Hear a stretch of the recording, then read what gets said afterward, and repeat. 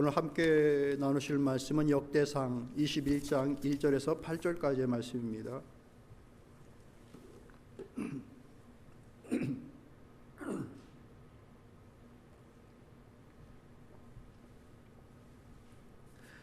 구약성경 641쪽 역대상 21장 1절에서 8절까지의 말씀 교독합니다.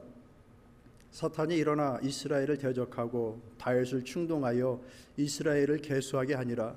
다윗이 요압과 백성의 주자들에게 이르되 너희는 가서 브엘사에서부터 단까지 이스라엘을 계수하고 돌아와 내게 보고하여 그 수요를 알게 하라 하니, 요압이 아뢰되 여호와께서 그 백성을 지금보다 100배나 더하시기를 원하나이다.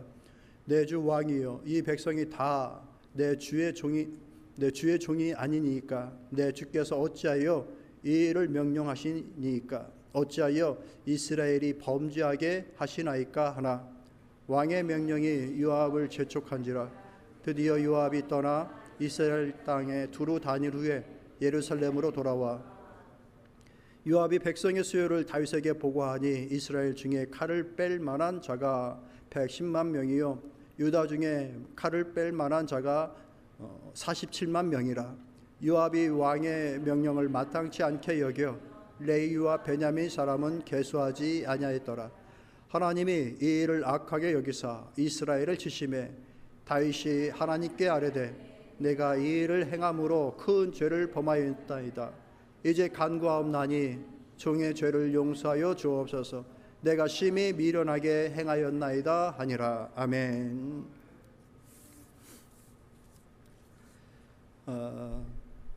11월을 지내면서 우리는 감사가 무엇인지, 또 한 해 동안 우리가 행한 일들이 무엇인지 그 내용을 살피며 열매를 살피며 결산의 시간을 보내고 있는 중에 있습니다. 우리 기도해 주신 집사님 한 주 동안의 말씀을 많이 묵상하신 것 같아 참 말씀을 증거하는 목사로서 참 힘과 위로가 됩니다. 자신의 밭을 돌아보면서 무엇을 일구었고 무엇을 거두었나를 보며 눈에 보이고 손에 잡히는 열매만을 인하여서 감사할 수 있는 것이 아니라 손에 잡혀지지 않는 것, 그 부분까지도 감사의 고백을 하는 것을 보면서 아멘이 저절로 나왔습니다. 그러나 우리는 이제 돌아보면서 가장 우리 눈에, 우리 마음에 걸리는 것은 무엇이냐? 그래도 무엇보다도 성취이겠죠. 무엇을 이루었나? 열매가 무엇인가를 보는 것이죠. 개인의 성숙도가 어땠을까? 가정의 성숙함이 무엇이었을까? 또 내 직장에서 일군 나름대로의 결실과 열매가 무엇일까를 살펴보겠죠. 그리고 몸된 교회에서 수고하고 헌신하는 모든 분들은 또한 우리 교회가 얼마나 자랐고 얼마나 이렇게 견고해졌을까를 또한 살펴봤을 줄로 압니다. 여러 많은 것들을 이제 돌아보면 그 중에는 빛나는 것도 있고 기대에 차질 못하는, 성취 못한 열매들도 눈에 보여질 줄로 압니다. 자, 그런 것들을 보면서 우리의 마음이 어떻습니까? 편안하십니까? 아유, 1년 헛보냈네. 안타까움만 가득하십니까? 열매도 중요한데요. 하나님 앞에서 우리가 이 열매를 대하는 자세와 태도가 있는데 그 열매를 통해 갖는 그 마음의 자세가 무엇인지가 그 열매보다 훨씬 중요합니다. 다윗은 하나님의 마음에 아주 합한 사람이었습니다. 다윗만큼 하나님을 기쁘시게 해드린 사람도 없습니다. 시편의 수많은 고백들을 보십시오. 그 고백을 받고서 기뻐하지 않을 사람이 어디 있습니까? 그런데 하나님은 오죽했겠습니까? 즐거울 때만, 기쁠 때만 고백했던 것이 아니라 곤란과 어려움 가운데, 쫓기는 가운데, 생명의 위협을 느끼는 가운데에도 그는 하나님을 향하여 믿음의 고백, 사랑의 고백을 쉬지 않았습니다. 그래서 늘 다윗께 하나님은 인도자셨고 보호자 되셨고 그에게 필요를 채워주시는 공급자 되셨습니다. 하나님께 있어서 다윗은 바로 그러기에 너무나도 충분하고 사랑스러운 존재였던 거예요. 그런 다윗인데 오늘 본문의 말씀을 보니까 하나님께서 그를 징계하신다라는 말씀이 나오죠. 그처럼 사랑스러운 존재, 늘 공급하시고 채우셨던 그런 인물임에도 불구하고 하나님 편에서는 그를 징계할 수밖에 없었던 그 상황이 그 다윗의 특별한 행동 때문에 오늘 그것이 나오고 있는 거예요. 그가 끊임없는 실패와 좌절 때문에 이런 일들이 벌어졌는가? 아니에요. 열매가 무엇인가를 한번 봤는데 너무나도 많은 성과와 성취를 거뒀을 그때에, 소위 말해서 가장 빛나는 그 자리에 높이 올라갈 그때에 하나님의 진노가 그에게 임했던 것을 보게 되는 것입니다. 참 두려운 거예요. 이런 말씀을 볼 때 우리는 늘 잘 되기를 바랍니다. 맞습니까? 난 내 인생은 좀 안 됐으면 좋겠어, 이런 분 있어요? 이럴 수가 없는 거죠. 다 내 인생이 참 잘 됐으면 좋겠어 라고 하는 그런 기대를 다 가지고 있는 것이죠. 근데 잘 된 것으로 끝나는 것이 아니라 잘 되고 난 이후에, 열매를 맺고 난 이후에 어떤 특별한 태도가 하나님 앞에 영광이 될 수도 있고 징계가 임하는 자리가 될 수도 있다라는 것. 즉 무엇인가? 하나님은 열매보다 그 열매를 향한 우리의 마음을 먼저 보시는 분이십니다. 믿으십니까? 네. 같이 해볼까요? 하나님은 마음을 먼저 보신다. 우리의 열매와 상관이 없어요. 그래서 하나님이 인생과 다른 거예요. 사람은 열매로 모든 것들을 평가하죠. 성공도 실패도 그 주어진 열매로 평가합니다. 그런데 하나님은 열매 이전에 그 마음으로 평가하십니다. 우리가 너무나도 잘 알고 있는 다윗의 마음, 어떤 마음? 성전을 짓고자 했던 마음. 어제 새벽 기도를 하면서 나눴던 말씀인데요, 그가 태평을 이루는 중에 집에서 편안히, 궁에서 편안히 있다가 보니 여호와 하나님의 궤는 아직 이 청막에 있는 거예요. 자기는 너무 좋은 궁궐에 있는데, 그래서 가진 마음이 무엇입니까? 하나님, 내가 하나님의 임재를 원하여 주님의 집을 지켰습니다, 성전을 지켰습니다 라고 소원하면서 하나님 앞에 나아갑니다. 그 마음을 보시고 하나님이 어떠셨습니까? 기뻐하셨어요. 그런데 하나님의 말씀은 그러나 너는 그것을 짓지 못할 것이다 라고 대답하십니다. 우리가 그러잖아요. 성전을 다 지어서 올려드려야 하나님이 기뻐하실 것 같은데, 하나님은 네 마음은 참 좋은데 너는 그 성전을 짓지 못할 거야. 그렇지만 네 마음속에 있는 그것을 내가 심히 좋게 본다라고 말씀하십니다. 결국 그 마음이 누구에게 이어집니까? 솔로몬에게 이어져요.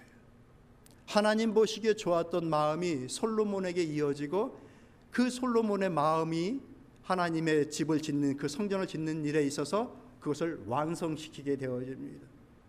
다윗에게 있었던 마음도 솔로몬에게 있었던 마음도 다 하나님 보시기에 좋으셨던 마음, 즉 좋은 마음, 하나님 보시기에 좋은 마음은 대를 이어서 말씀을 이루게 하고 성취하게 하심을 믿으시길 바랍니다. 그러니 사랑하는 성도 여러분, 열매에 너무 급급해하지 마시길 바라요. 오늘 내가 좋은 마음을 가지고 있으면 그 좋은 마음이 대를 이어 넘어가기를 기도하십시오. 그 좋은 마음이 내 때에 이루어지지 않았다 하더라도 나의 자녀의 때에, 그 자녀의 때에 이루어진다고 한다면 하나님의 영광이 드러나는 것 아니겠습니까? 오늘 우리가 교회를 섬겨나가는 그 모든 일에 있어서도 마찬가지예요. 지금 당장 내가 이 모든 것들을 이루어 결실을 맺고 열매를 맺어야 되겠다라고 하는 그 마음, 간절함이 있지만 하나님 보시기에 그것은 두 번째 문제예요. 첫 번째 문제는 그것을 향한 우리의 마음이에요. 하나님을 사랑하는 마음, 하나님을 존중하는 마음, 이것을 통해서 주께 영광되어지기를 바라는 그 마음, 그 마음이 있는지를 먼저 살피시는 하나님인 거예요. 그래서 그 좋은 마음이 있으면 내 때에 그것을 이루어 나가기를 소망하시고, 또한 미진하면 또 누군가의 마음 속에 그것을 이어주셔서 그것을 계속해서 이루게 하시는 거예요. 권사님 걱정하지 마세요. 후배들이 많이 있어요. 좋은 마음을 갖고 있으면 그 마음이 믿음의 후배들에게 계속해서 넘어가는 거예요. 그러면 하나님의 때에 그 하나님의 놀라운 말씀들이 성취되는 거예요. 그걸로 하나님 앞에 영광을 돌리는 것이죠. 그런데 다윗이, 그 귀한 다윗이 하나님의 마음에 아픔을 주고 징계를 내리게끔 하시는, 물론 이것도 사랑의 마음이시죠. 사랑하는 마음이 없다고 한다면 그조차 하실 일이 없는 것이죠.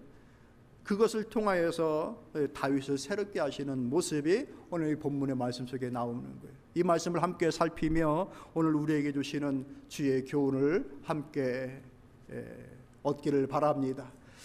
지난 날을 돌이켜보면서 내가 이룬 성취가 무엇인가, 내가 이룬 열매가 무엇인가, 이 열매 때문에 높아지거나 열매 때문에 하나님의 징계를 불어오는 것이 아니라 지속적으로 이 열매를 맺어나가는 그 믿음의 길을 걷기 위함입니다. 혹은 내가 지난 시간 동안에 어떤 열매를 맺었나를 살펴봤는데 도무지 이것이 열매가 아닌 것 같다라고 하는 그런 자책의 마음이 든다 하더라도 하나님은 그것 자체가 문제가 아니다라는 것을 살필 수 있는 오늘 이 시간이 되기를 원합니다. 같이 해볼까요? 하나님께서 사랑하는 다윗조차도 왜 책망하셨을까? 여러분, 사랑하는 사람이 있는데 가끔 좀 좋지 않은 말을 할 때가 생깁니까? 안 생깁니까? 생기죠. 사랑함에도 불구하고 그 말을 할 때가 있어요. 다윗은 하나님 입장에서 정말 사랑하는 존재였던 거예요. 그런데 그에게 왜 징계를 내리고 그에게 고통을 주시는가? 그의 교만 때문이에요. 성공 이후에 그 모든 이룬 일들에 있어서 이것을 내가 이루었다라고 생각하는 자기 착각, 자기 교만 때문이었습니다. 어느 날 보니까 여러분 21장 앞에 있는 내용들을 읽어보십시오. 다윗이 연전연승입니다. 모든 싸움, 모든 전투에서 다 이깁니다. 보니까 모든 것들을 다 이루고 땅을 넓히고 나라를 평안하게 만드니까 내가 너무나도 큰 일, 엄청난 업적을 나라에 한 것 같은 그 느낌을 갖게 된 거예요. 내가 스스로 생각해도 너무나도 큰 일을 했구나, 엄청난 결과를 만들어냈구나라고 하는 자기 착각, 어떤 나 혼자 했다라고 생각하는, 나의 능력으로 했다라고 하는 그런 착각을 갖게 된 것입니다. 사랑하는 성도 여러분, 우리에게 있는 모든 열매들, 거기에는 하나님의 전적인 은혜가 있음을 믿습니다. 정말로 그렇습니까? 여러분의 성취 속에 하나님의 은혜가 있다라고 믿으십니까? 내가 잘 준비하고 내가 똑똑해서 다 이뤄놓은 열매가 아니에요.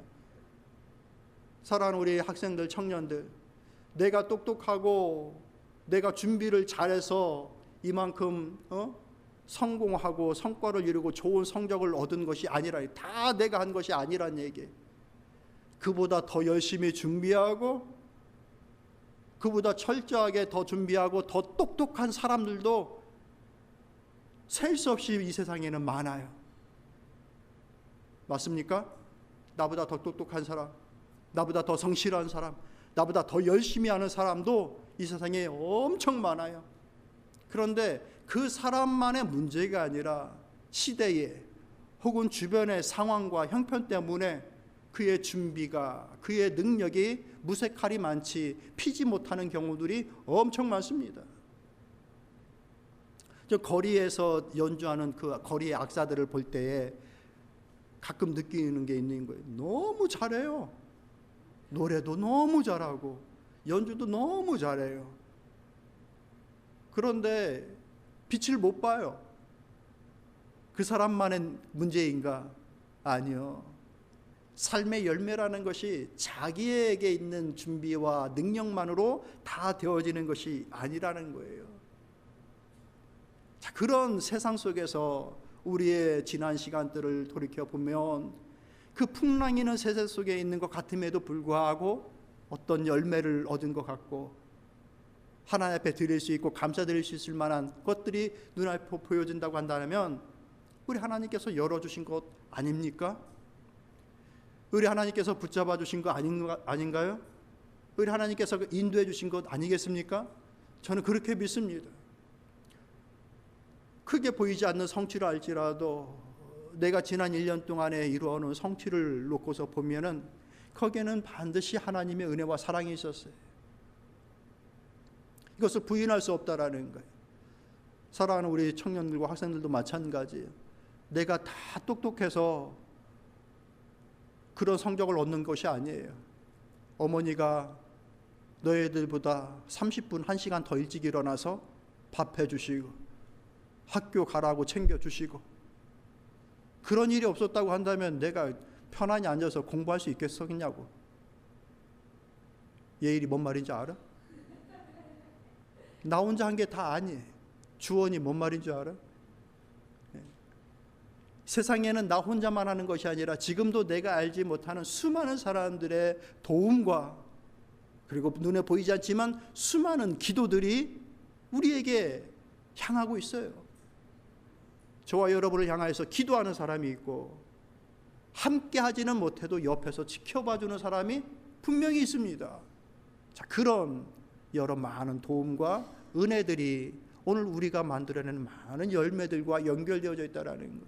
그런데 다윗이 이 모든 것들을 잊어먹은 거예요. 성취가 워낙 크다 보니까 이거 다 내가 한 것 같은 거예요. 같이 해봅시다. 모든 것이 주님의 은혜입니다. 이 믿음의 고백이 진심의 고백이 되기를 소망합니다. 또한 이 속에는 무엇이 깔려져 있느냐? 자기의 힘을 자랑하고 보이고자 하는 그 마음인 거예요. 즉 허영과 공명심이에요. 내가 이만큼 힘이 있다, 그것을 확인해 보고 싶은 거예요. 요압에게 시켜서 군사들을 한번 다 수를 세어봐. 140만이 넘는 군사, 그 수많은 군사들을 보면서 자기의 힘을 확인하고 자랑하고 싶었습니다. 아, 이 정도의 힘이면 앞으로 또 있을 수많은 전쟁에서도 충분히 이길 수 있을 것이야 라고 하는 그 마음을 확인하고 싶은 거예요. 요즘 같은 시대라고 한다면 그것을 아마 페이스북이나 소셜미디어에 올렸을 거예요. 군대, 우리나라 군대가 이렇게 많아요. 내가 다 이룬 거야 라고 하면서 분명히 올렸을 거예요. 뭐? 내가 한 일, 나의 힘, 앞으로도 이 힘이면 내가 모든 것들을 할 수 있어 라고 하는 그 마음, 그것이 그 마음속에 깔려져 있었던 거예요. 그런데 사랑하는 성도 여러분, 말씀을 읽어보면, 성경을 읽어보면 이스라엘의 역사는 군사의 숫자로 승리하고 지고의 문제가 아니었어요. 언제든 그 싸움에 승리할 수 있었던 요인은 하나님이셨어요. 그게 이스라엘의 역사예요. 그런데 다윗은 무엇입니까? 그 힘을 확인하고 싶고 자랑하고 싶은 거예요. 다윗 곁에 있었던 수많은 사람들은 다윗 자체가 사람을 모으는 힘이 있었기 때문에 모여 있었던 사람들이 아닙니다. 어떤 사람이었어요? 다윗이 섬기는 그 하나님, 그 하나님을 자신도 섬기기 때문이었고, 다윗이라고 하는 그 인물이 하나님을 어떻게 섬기는지 그것이 그들에게 감동이 되었기 때문에 각처에서 유리하는 자들, 형편이 다 다르는 사람들이 다윗에게 모여졌습니다. 그렇게 모여진 사람들 중에 장군이 생기고요, 그렇게 모여진 사람들을 통해서 병사들이 생겼어요. 이게 다윗의 군사였어요. 그런데 자기의 힘으로, 자기의 통치력으로, 권력으로 만들어 놓은 싸움, 그 군사이다라고 하는 그 마음으로 이것을 확인하고 싶었던 것, 그것을 드러내고 싶은 것, 내가 한 거야 라고 하는 그 마음, 아무리 큰 일을 이루었다 하더라도 그것은 하나님 앞에 징계거리였다라는 거예요. 사랑하는 성도 여러분, 오늘 우리가 이 큰 일들만 바라보는 것이 아니라 내 삶에 내가 만들어 놓은 이 어떤 열매들을 보면서 공명심으로 자만하지 않기를 권면합니다. 교회 일들도 마찬가지예요. 내가 무엇을 했어, 내가 어떤 일을 해놓았어, 자기의 이름을 드러내고 그 앞에 쓰고자 하는 마음이 있다라고 한다면 다 내려놓아야 되는 거예요. 여기에는 목사와 성도가 다 포함되어지는 거예요. 어떤 면에서는 목사들이 그런 실수를 더 많이 합니다. 공명심, 내 능력, 내 통치력, 내 목회력, 그것으로 이루어 놓은 열매들. 뉴스에 가끔 사회에 고발되어지는 내용들이 있잖아요. 교회, 목회자, 거기에 겸손한 목회자가 고발되는 경우들은 거의 없어요. 그 공명심에 그냥 마치 하늘을 나는 것처럼 살아가다가 비판을 받고 교회에 욕을 주고 성경 말씀 그대로 밖에 버려져 밟혀지는 그 상황을 만들어내는 경우들 다 거기에 있는 거예요.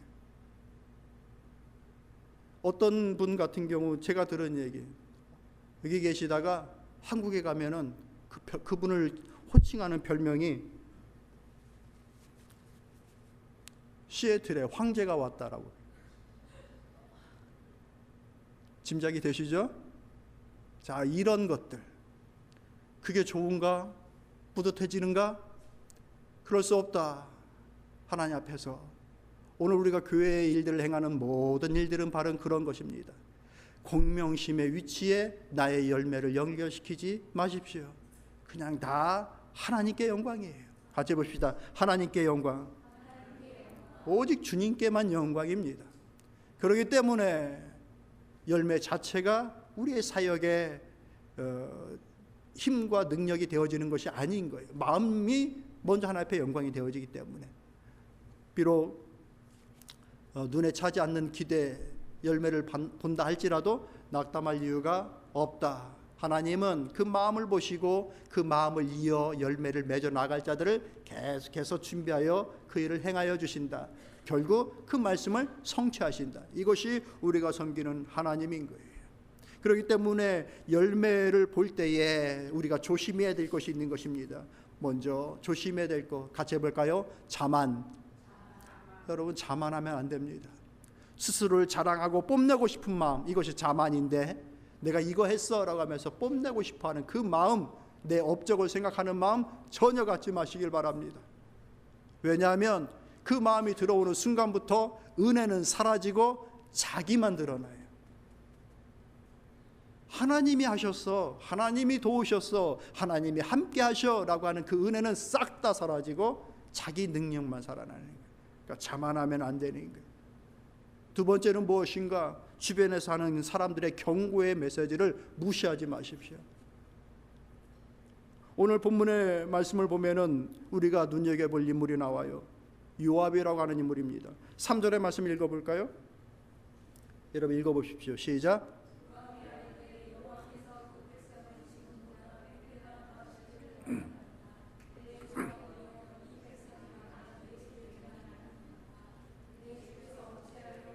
명령하시나이까? 어찌하여 이스라엘이 범죄하게 하시나이까? 요압이 만류합니다. 왜 이 일을 하려고 하십니까? 지금보다 더 많은 군사들이, 더 많은 백성들이 우리에게 올 줄로 저는 믿습니다. 그럼에도 불구하고 지금 왕께서 하시고자 하시는 이 일은 우리가 해오지 않았던 일입니다. 그리고 하나님께서 기뻐하실 일이 결단코 아닙니다 라고 하면서 만류합니다. 그런데 다윗이 강권합니다. 계속해서 밀어붙입니다. 자기의 마음으로, 생각으로. 그래서 그 일을 하게 합니다. 6절의 말씀 보면 요압이 왕의 명령을 마땅치 않게 여겨라고 얘기를 합니다. 어쩌겠어요? 계급이 틀린 걸. 왕이 하라는데 어떻게 안 할 수가 있어요? 왕이 하라니까 하긴 하는 거예요. 그런데 레위와 베냐민 지파는 빼고 계수를 하게 됩니다. 왕이 시키니 어쩔 수 없이 하긴 하는데 기쁜 마음으로 할 수가 없는 거예요. 이 일을 하면서도 하나님 앞에 죄된다, 하나님께서 기뻐하시지 않는다라고 하는 그 마음으로 할 수밖에 없었던 그 형편인 거예요. 요압이라고 하는 인물은 개인적으로 본다면 다윗의 조카입니다. 그가 다윗이 왕위에 오를 때 선봉했으며 업적을 올립니다. 뛰어난 명장입니다. 단순하게 힘만 센 인물이 아니라 그는 의리를 지키던 인물입니다. 누구를 향하여? 다윗을 향하여. 다윗이 힘들고 어려운 공경에 처해 있었을 때에도 끊임없이 다윗 편에 있었던 인물입니다. 그 유명한 압살롬의 반란이 일어났을 때에도 그는 다윗을 도와 왕위를 지켰던 인물입니다. 전략적으로 뛰어나고 다윗의 마음이 흔들릴 때마다 아무도 하지 못하는 말을 그 다윗 앞에서 직과였던 인물. 오늘 본문에서도 그러잖아요. 이거 하면 안 됩니다라고 말하는 거예요. 압살롬의 반란 이후에 다윗이 압살롬이 죽고 난 이후에 마음이 상심이 커서 아무 일도 하지 못했을 때에 그를 와서 다그치고 다시 일으켜 세웠던 이 또한 요압입니다. 왕이 그러고 있으면 백성들 다 떠납니다. 왕을 위해서 목숨을 바쳤던 수많은 사람들은 보지 않고 개인적인 문제로 그렇게 박혀 있으면 이 나라가 어찌 됩니까? 라고 하면서 다윗을 일깨웠던 인물이 바로 요압입니다. 물론 그에게도 단점들은 많이 있었어요. 하나님 보시기에 실수한 것도 있었고 다윗의 마음을 개인적으로 아프게 했던 것들도 있었습니다. 그럼에도 불구하고 다윗의 면전에서 하나님의 뜻을 직구할 수 있었던 유일한 인물이었던 그런 인물을 그가 밀쳐냅니다. 듣지 않습니다. 그리고 자기의 뜻만 갖고서 행합니다. 소위 말해서 고집을 피우는 거예요. 고집. 자기에게 좋은 충언을 해주는 사람을 멀리해버리고 좋은 말 해주고 자기의 마음에 맞게끔 해주는 사람만 곁에 두면서 벌여진 일들, 이것이 지금 다윗의 실수였던 것이죠. 고집만 피우면 어떻게 됩니까? 지혜로운 생각을 잃어요, 여러분. 그리고 남들 다 보는데 자기는 헤아리지 못하는 그런 어리석은 일들을 겪게 되어집니다. 그것뿐만 아니라 영적인 눈도 뜨지 못하는 그런 실수를 가질 수가 있는 것이에요. 내가 정말 좋은 위치에 섰을 때에 그것에 대해서 객관적으로 또 나를 위해서 조언해 줄 수 있는 그 사람들의 어떤 경고의 메시지들에 대해서 무시하지 않는 여러분이 되시기를 권면합니다. 여러분, 그런 사람들이 있기를 소망합니까? 별로 내게 싫은 얘기는 안 했으면 좋겠어, 이런 입장이시죠? 이해는 하셔요. 이해는 들어요. 내가 별로 반기지 않는 얘기를 하면 싫죠. 그런데 돌아봐야 되는 거예요. 그 말을 흘려들어서는 안 되는 거예요. 같이 해볼까요? 내게도 이런 사람을. 마무리 문장은 여러분이 지으세요. 주십시오라고 기도할 수도 있고요. 저 그래도 싫어요라고 하는 분도 계실 텐데, 저는 이런 사람이 있어야 된다라고 저는 믿습니다. 그러니까 실수하잖아요, 사람들이. 다 완벽할 수가 없단 말이에요, 사람들은. 그런 그때에 조금 불편해도 나를 깨우칠 수 있는 말을 해줄 수 있는 사람이 옆에 있다라고 한다면 그게 얼마나 힘이 되고 위로가 됩니까? 그를 의지할 수 있는 거예요, 그 순간. 왜? 하나님이 붙여준 사람이니까. 여러분, 힘들고 절박하고 어려울 때에는 그런 사람들이 얼마나 큰 힘이 되는지 모릅니다. 캄캄한 밤, 어두운 밤, 무덤이 막 이렇게 옆에 있는 그 길을 혼자 걸어간다고 생각해 보십시오. 무섭죠? 근데 강아지, 나보다 조그만 강아지 한 마리만 내 옆에 있어도 그 산길을 즐거움으로 갑니다. 아무 힘이 없을 것 같은 그가 내 옆에 있는 것만으로도 그 두려움이 반감되는 거예요. 우리의 인생에 그런 순간들이 수시로 옵니다, 여러분. 알잖아요. 자, 그럴 때 내게 그런 영향을 줄 수 있는 사람이 있게 하옵소서. 세워주옵소서. 그 일에 대하여 내가 그를 의지할 수 있는 영적 눈을 주옵소서. 기도하시길 바랍니다. 성경은 분명히 우리에게 말씀하고 계셔요. 그런즉 선줄로 생각하는 자는 넘어질까 조심하라라고 말씀하셨습니다. 고린도서 12장에 있는 말씀이에요. 내가 다 섰기 때문에 더 이상은 위험에 노출되지 않을 거야 라고 하는 그 순간 넘어진다라는 거예요. 이 말씀이 왜 언제 주어졌어요? 홍해를 건넌 사람들이 광야에서 다 쓰러지고 다 죽었다. 그러니 선줄로 생각하는 자는 넘어질까 조심해야 된다라고 주신 말씀인 거예요. 다윗이 어떤 인물입니까? 바로 이것을 우리에게 교훈해주고 있는 거예요. 어떤 거? 열매를 맺고 난 이후에 우리가 어떤 일을 해야 될까? 너무나 감사하고 좋은 결과를 맺었을 때에 우리가 어떤 일을 해야 될까? 그것을 오늘 우리에게 얘기해 줍니다. 이것을 말씀하고 말씀을 마치도록 하겠습니다. 먼저는 우리가 열매를 얻었을 때에 이 열매를 지속할 수 있길 위해서 애쓰고 힘써야 됩니다. 지난주에 우리가 함께 말씀을 나눴던 너의 밭을 돌아보라라고 하는 그거, 밭을 돌아봤을 때 다 망가졌다고 한다면 거기엔 두 가지의 이유가 있었어요. 게으름이든지 지혜 없음이든지 때를 다 놓치든지 성실하지 않았기 때문에 다 밭이 망가져 버린 거예요. 담은 다 무너져 버리고, 그 담이 우리의 소원을 감당하여 나가는 것, 사명을 감당하는, 서원을 감당하여 나가는 가운데에 담이 지켜지는 것이고, 지혜가 유지되어지고 게으르지 않고 성실을 이루어 나갈 수 있는 그 끈이 되어진다라고 말씀을 나눴어요. 기억나십니까? 리마인드 하셔요. 계속해서. 자, 이 일을 통해서 열매를 계속 맺어 나가기를 힘써야 되는 거예요. 올해만 맺고 열매 안 맺어야지 그러면 안 돼요.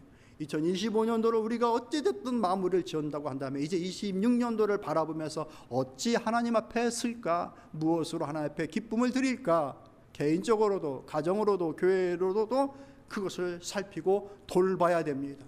돌보지 않는 밭은 아무리 비옥한 밭이라도 다 황폐해질 수밖에 없는 거예요. 그러니 돌봐야 되겠다. 가정을 돌보고 내 심령을 돌보고 교회를 돌봐야 되겠다라고 하는 그 마음이 1차적으로 있어야 되는 거예요. 열매를 볼 때 내년에도 맺어야 되겠다라고 하는 그 마음, 그 마음을 기초하여 첫 번째 감사, 하나님 앞에 감사하십시오. 하나님이 내가 할 수 없는 수많은 일들 가운데 우리를 붙잡아 주셨고 인도하여 주셨고 사람을 붙여주셨고 상황으로 이끌어 주셨음을 믿습니다. 나의 능력과 나의 준비만으로 맺을 수 있는 열매가 결단코 아니에요. 그렇기 때문에 우리 주변에, 내 삶의 주변에는 내 눈에 보이지 않는 수많은 하나님의 도우심과 하나님의 은혜가 분명히 있습니다. 그렇기 때문에 하나님 앞에 늘 감사로 살아가는 거예요. 그게 우리가 다음에 또 열매를 맺을 수 있는 이유예요. 하나님 앞에 진심의 감사를 드리십시오. 또한 사단이 우리가 열매를 맺지 못하게끔 우리를 넘어뜨리려고 한다는 사실을 기억하십시오. 1절에 뭐라고 얘기합니까? 사단이 일어나 이스라엘을 대적하고 다윗을 충동하여 이스라엘을 계수하게 하니라. 누가 다윗에게 이 마음을 줬어요? 사단이 줬어요. 사단은 아무 이유 없어도 하나님을 믿는다라는 이유 때문에, 예수 그리스도를 믿는다는 이유 때문에 방해하고 회방하는 존재예요. 아무 이유 없어요. 그런데 그가 뜻을 세우고 목적을 가지고서 넘어뜨리려고 한다라고 한다면 그 계획이, 그 집요함이 얼마나 크겠는가. 충동하잖아요. 대적하게 만들잖아요. 그래서 다윗이 실수하고 넘어지게 만들잖아요. 사단은 늘 우리 주변에 이와 같은 존재로 자리하고 있습니다. 특히나 큰 성취를 이루었을 때 이런 일들을 놓치지 않고 행합니다. 사람이 겸손해서 문제되는 것보다 교만해서 문제되는 것이 훨씬 많은 거예요. 그 순간을 사단은 놓치지 않습니다. 내가 뭔가를 이뤘을 때 마치 나무가 높아지면 높아질수록 더 큰 바람을 맞는 것처럼 내가 성공하고 높아지면 높아질수록 더 많은 유혹과 더 많은 시험이 그에게 다가옵니다. 나는 한 번도 시험을 당해본 적이 없어요 라고 하는 분. 내가 뭔가를 이뤘을 때 분명히 시험이 오는 거예요. 자, 그러니 그런 일들에 깨어 있어야 되겠구나. 깨달아지십니까? 하나님 앞에 감사, 깨어 있어야 되겠다라고 하는 그 경계심, 이 두 가지가 우리에게 있어야 돼요. 그리고 무엇보다도 중요한 것이 있습니다. 오늘 다윗이 보여준 행동이에요. 그 즉시로 하나님 앞에 회개합니다. 우리는 실수할 수밖에 없어요. 잘 하려고 하다가도 넘어져요. 자빠져요. 넘어져요. 그게 우리예요. 신앙적으로도 영적으로도 잘 하려고 하다가도 넘어져요. 그게 우리예요. 그것이 깨우쳐졌다라고 한다면, 다윗처럼 깨우쳐졌다라, 이것이 악입니다라고 하는 것이 인식되어졌다라고 한다면 그 즉시로 회개하는 거예요. 덮어둘 수가 없어요, 하나님 앞에서는. 근데 우리 하나님은 너무나도 쿨하신 분. 회개하면 용서하셔요. 우리의 지난 날들의 연약함과 죄됨에 대하여서 반드시 용서해 주셔요. 왜? 그리스도의 공로로, 내 의가 아니라. 너 참 예뻐 보인다가 문제가 아니에요. 그냥 내가 예수 그리스도의 십자가를 가지고 주 앞에 하나님 앞에 서면 하나님은 다 용서하세요. 다윗에게 줬던 그 용서, 그 기회를 우리에게 다시 주십니다. 말씀을 정리하겠습니다. 한 해를 돌아보며 열매를 바라보는 이때에 열매가 많건 적건 그 보여지는 개수 때문에, 오늘 다윗이 개수하는 것처럼 군사의 숫자 때문에 하나님 앞에 징계와 악이 되어지는 경우들이 우리에게 없기를 바랍니다. 많아도 문제가 될 수 있고 적어도 문제가 될 수 있는데요. 왜? 열매만 보면 그래요. 그런데 하나님은 열매 이전에 뭘 보신다? 마음을 보신다라고 말씀하셨어요. 우리가 어떤 마음으로 이 열매를 맺기를 원하시는지 그 마음을 보시는 거예요. 그 마음을 하나님이 좋게 여기시고 그것이 유지되어야 된다고 한다면 그 마음이 이어지게끔 하십니다. 가정에서는 자녀들에게 이 마음이 이어지게끔 하시고, 사회 속에서는 이웃과 교회 속에서는 믿음의 후배들에게 이 마음이 이어지게끔 하십니다. 그 이어진 마음들이 결국 말씀이 실현되게끔 하시는 일은 하나님의 몫입니다. 우리는 그것을 믿고 우리 앞에 놓여져 있는 믿음의 열매들을 맺어나가는 거예요. 삶의 열매를 맺어나가는 거예요. 돌이켜봐, 오늘 우리에게 준 열매들을 생각하면서 하나님 앞에 감사하시고 또 다른 내년도의 열매를 또 기대하고 소망하며 정비할 수 있는 좋은 은혜의 기회로 삼는 사랑하는 성도 여러분들 다 되시기를 축복합니다. 참 좋으신